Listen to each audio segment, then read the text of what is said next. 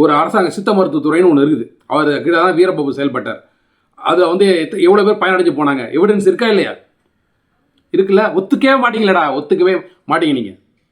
ஏன்னா நீங்களாம் வந்து அறிவு கொழுந்து, நான் சொல்கிறேன், நீ சொல்கிறீங்கள கொழுந்து, உங்களுக்கு கொழுந்து அதிகமாக இருக்குது, வலியுது அறிவு, வேர்வை போல பிதுங்கி வலியுது அறிவு. அதனால் என்ன சொல்லுவீங்க? இதெல்லாம் நீங்கள் ஒத்துக்க மாட்டீங்க. எவிடன்ஸே இல்லை, எவிடன்ஸே இல்லை. இதான்டா எவிடன்ஸ். 5000 பேர் வெளில மேலே சிகிச்சை போயிட்டு போயிருக்கான், ஒருத்தன் சாவலை. கொரோனான்னு வந்தவன் கொரோனா இல்லைன்ட்டு போகிறான். நீங்கள் எங்கே போய் ரிசர்ச் பண்ணீங்க? நீங்கள் வந்து லேபில் டெஸ்ட் பண்ணீங்களா? எலிக்கு கொடுத்தீங்களா? குரங்கு கொடுத்தீங்களா? நாய் கொடுத்தீங்களா? பூனை கொடுத்தீங்களா? அப்புறம் மனுஷன் கொடுத்தீங்களா? இதெல்லாம் பார்த்தாச்சுரா. விலங்குகள் சாப்பிடாததான் மனுஷன் சாப்பிட மாட்டான். விலங்குகள் சாப்பிட்றதா மனுஷன் சாப்பிடுவான். அது பரிசோதனை தாண்டி தான் அந்த தாவரங்கள் வந்திருக்குது. அந்த தாவரத்தை தான் எடுத்து பட்டியலிட்டு வச்சிருக்கோம். ஒவ்வொரு தாவரத்தில் என்னென்ன சத்துக்கள் இருக்கு, எது எது அந்த குணப்படுத்தும் அப்படின்றதெல்லாம் பட்டியல் இருக்கு. இது அந்த எவிடன்ஸே இல்லை, எவிடன்ஸே இல்லை. மாடர்ன் சயின்ஸ் தான் பேசிட்டு இருக்கீங்க. அறிவு குழந்தைகளா? எல்லாம் தெரிஞ்ச ஏகாம்பரம் இருக்கீங்க நீங்களாம். நீங்கள் சொல்கிறதுல எல்லாமே சரிதான். நீங்கள் வந்து என்னது ஆராய்ச்சிகள் இது பண்ணுறீங்க, வரலாற்று ஆய்வு பண்ணுறீங்க. வரலாற்று ஆய்வு பண்ணிட்டு நீங்கள் எதை ஆய்வு பண்ணுறீங்க? எப்படி உங்களுக்கு இந்த தகுதி வந்துச்சு? நீங்கள் சொல்கிறதெல்லாம் ஏற்றுக்கணும் நம்ம இல்லை. யூடியூப்னு ஒருத்தவங்க வச்சு கூட்டு வச்சு எல்லாத்தையும் கேட்டாக்கா எல்லா இடத்துலையும் போயிட்டு வந்துட்டு சொல்லிட்டு பேசிக்கிட்டே இருக்கிறது.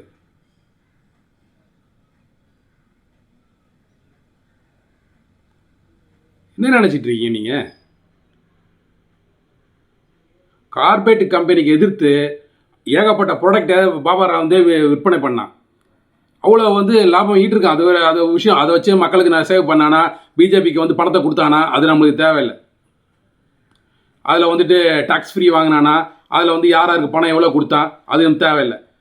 நீங்கள் வந்து அவனை குற்றம் சொல்கிறதா சொல்லி நீங்கள் வந்து சித்த மருத்துவத்தை குற்றம் சொல்கிறீங்க.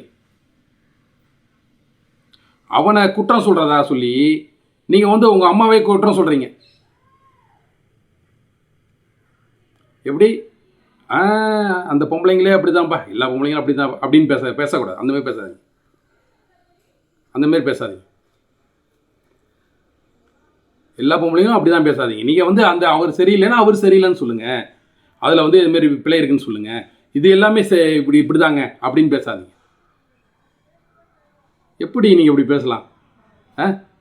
சித்த மருத்துவத்தை நீங்கள் வந்துட்டு இது பண்ணுறீங்க. அந்த மருத்துவம் இந்த மருத்துவம் எல்லாமே இயற்கை சம்மந்த எல்லாமே வந்து இதை பாட்டி வைத்தியம் இது எல்லாமே வந்து இல்லை அம்பக்கு பொய்.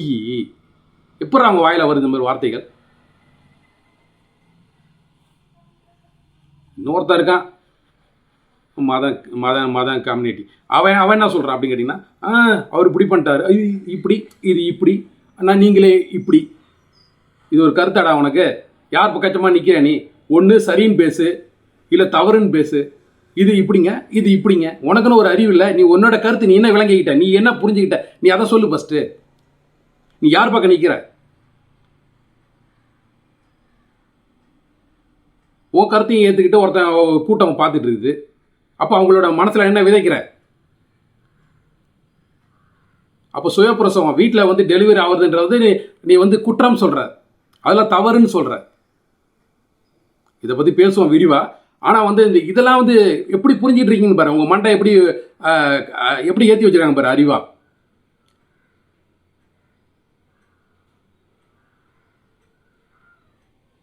உடனே நீங்கள் என்ன சொல்லுவீங்க? ஓ மண்டையில் எப்படி ஏற்றி வச்சுருக்காங்க பார்த்தியாடா அறிவா அப்படின்னு நீங்கள் கேள்வி எழுப்பலாம். அதானே விவாதம் தானே? நீங்கள் ஒன்று சொல்லுங்கள், நான் ஒன்று சொல்கிறேன், எது பொருந்ததுன்னு பார்ப்போம், விவாதம் பண்ணுவோம் அடுத்த ஒரு வீடியோவில்.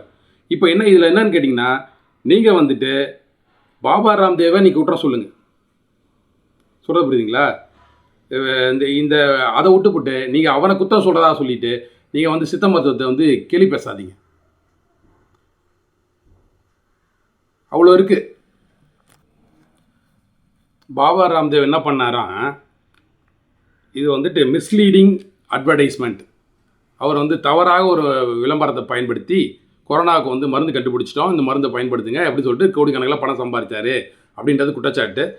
அது வந்து அவருக்கு போய் அதுக்கு வந்துட்டு சரியான விளக்கம் சொல்லி அதுக்கு வந்து அவர் வந்து போனவொடனே வணக்கம் வைக்கிறார். நீதிபதிக்கு வணக்கம் தானே வைக்கணும். உடனே மன்னிப்பு கேட்டார். எப்படி கேட்குறாரு? போனவொடனே வணக்கம் வைக்கணும். வச்சாச்சு. அதன் பிறகு வந்து அவங்க வக்கீல் வந்து வச்சு அதுக்கு விளக்கம் கேட்டுறாங்க. டே எப்பட்றா நீ இதே மாதிரி கேள்வியை வெளிநாட்டு கம்பெனிகளுக்கு நீ வைப்பியா? வெளிநாட்டு கம்பெனிகள் இதே போல் வந்துட்டு நிறைய மிஸ்லீடிங் பண்ணுறாங்க, அவங்களுக்கு இதை வைப்பியா? அதுமாரி பார்த்தீங்கன்னா விளம்பரத்தை நடிக்கிற நிறையா வந்து விளம்பர நடிகர்கள் ஏகப்பட்ட வந்து மிஸ்லீடிங் அட்வர்டைஸ்மெண்ட் செய்கிறாங்க. அவங்களுக்கு நீ வந்துட்டு இதேமாரி வந்து மன்னிப்பு வைப்பியா? அவங்களுக்கு தடை விதிப்பியா? அவங்க சம்பாதிச்ச சொத்துக்களை பறிமுதல் செய்வியா? அதுக்கு தட்டம் விதிப்பியா? இவ்வளோ வந்து பெனால்ட்டி போடுவீங்களா? இவ்வளோ இது போடுவீங்களா? அப்படின்ற கேள்வியெல்லாம் எழுப்புறாரு. உடனே மன்னிப்பு கேட்டார். இந்த பாபா ராம்தேவ் பார்த்தீங்கன்னா ஐடிஸோட கம்பைன் பண்ணிக்கிட்டு, அந்த ஐடிசின்ற ஒரு திருட்டு இல்மாட்டி கம்பெனி வச்சுக்கோங்களேன், அவங்க கூட வந்து கம்பைன் பண்ணிவிட்டு இந்தியாவில் வந்து நிறைய பொருளை வந்து விற்றார். அவர் பேரப்பட்ட விற்றார். அப்படியே தேன்லாம் வந்து தேன் மாரி இருக்கும். நெய் நான் வாங்கி பயன்படுத்தியிருக்கேன். அவ்வளோ நல்லா தான் இருக்குது. நீங்கள் வந்து அதை ஒரு பொருளை வச்சு மற்ற பொருட்கள் எல்லாத்தையுமே வந்துட்டு டாமினேட் பண்ணலாம், அதாவது பேரை வந்து கலங்கப்படுத்தலான்னு பார்க்குறீங்க. பொருள் சரியாக தாங்க இருக்குது. அவர் வந்து அந்த வெளிநாட்டு கம்பெனியில் சம்பாரிச்சு போகிறத இவன் சம்பாரிச்சு போட்டுமே, சங்கி சம்பாரிச்சு போட்டுமே. எல்லாம் வந்து வெளிநாட்டுக்காரன் அவன் வந்து இப்போ வந்து இவெல்லாம் தடை வச்சிங்கள, அவளை எவ்வளோ ஃப்ராடு பண்ணான் அப்படின்னு சொல்லி சொல்ல புரியுதுங்களா? ஜான்சன் அவன் சோப்பு பவுட்ரு எல்லாம் வந்து நல்லது தானே. எந்த உத்தரவாதம் யார் கொடுத்த அனுமதியோட இங்கே விற்றனா இவ்வளோ சோப்புகளை விற்றீங்க, இவ்வளோ இது பண்ணீங்க, அப்புறம் அதுக்கே தடை வச்சிங்க, பக்க விளைவுகளை ஏற்படுத்துதுன்னு. உலகத்திலே சிறந்த சோப்புன்னு சொன்னீங்க, இப்போ எங்கே போச்சது? எப்படா வாய் இப்படியும் பேசும் அப்படியும் பேசுன்ற மாதிரி மாற்றி பேசுகிறீங்க. நினச்சா உங்களுக்கு வந்து பணம் வந்ததுன்னா விட்டுருவீங்க, பணம் வரலைன்னா தடை விதிப்பீங்க.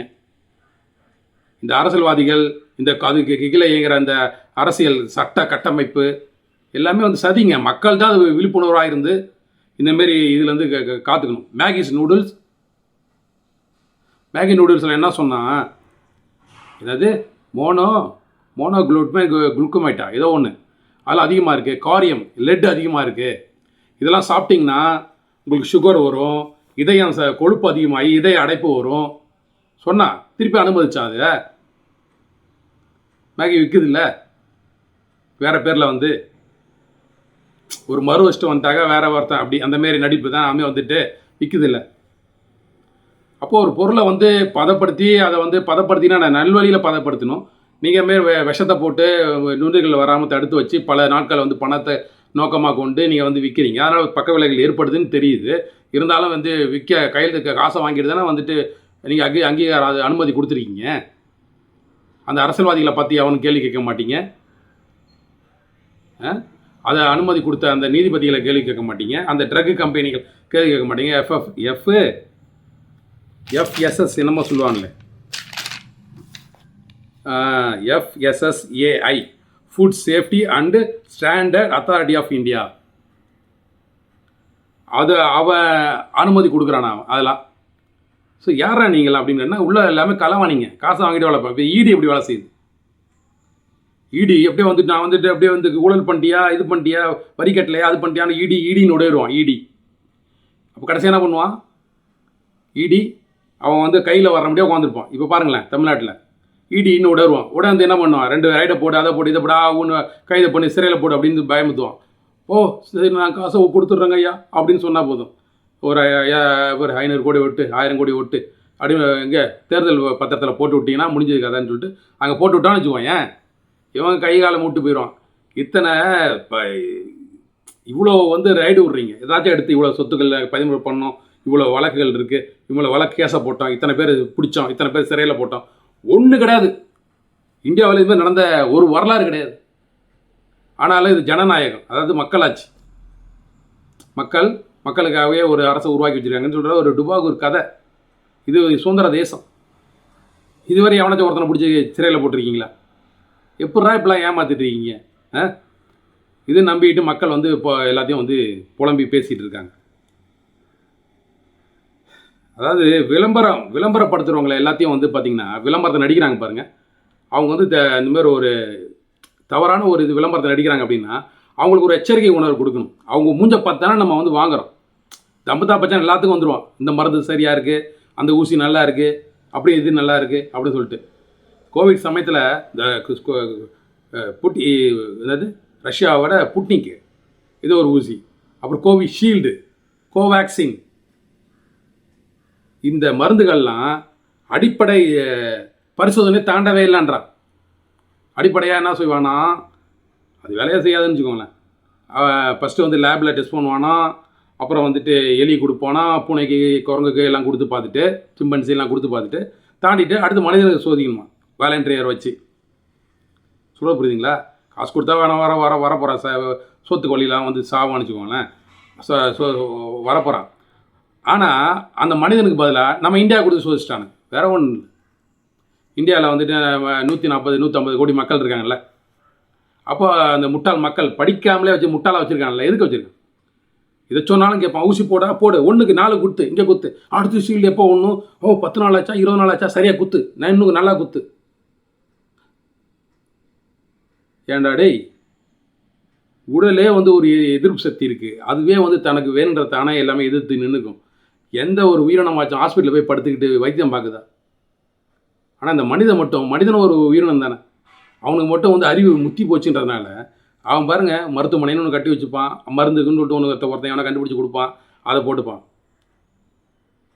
நம்ம எல்லாம் சொன்னான்னா, ஏய் அறிவியலுக்கு எதிராக பேசுகிற, நீலாம் முட்டாள், நீலாம் வந்து இது என்னது பூமரு.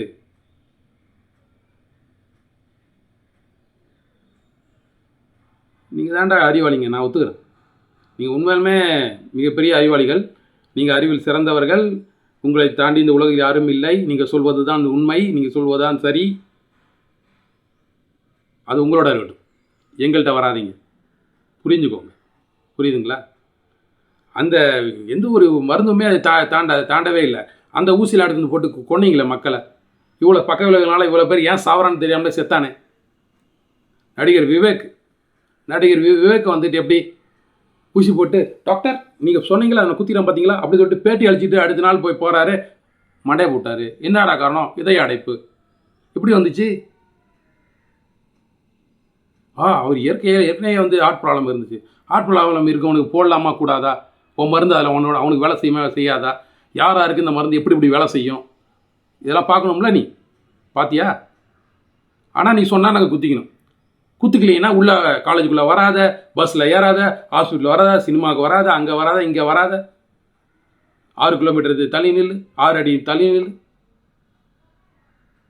எப்பட்றா எதை சொன்னாலும் நம்பணுமா? நீங்கள் எதை சொன்னாலும் நம்பணுமா? ஏன்னா எங்களுக்கு கொஞ்சம் கூட அறிவு இல்லையா? காற்றுல பரவும், 6 அடி தள்ளி நில்லு. தும்முனாலும் வெளில வரும், மாஸ்க் போட்டால் வெளில வராது. மாஸ்க் போட்டால் வெளில வராதா?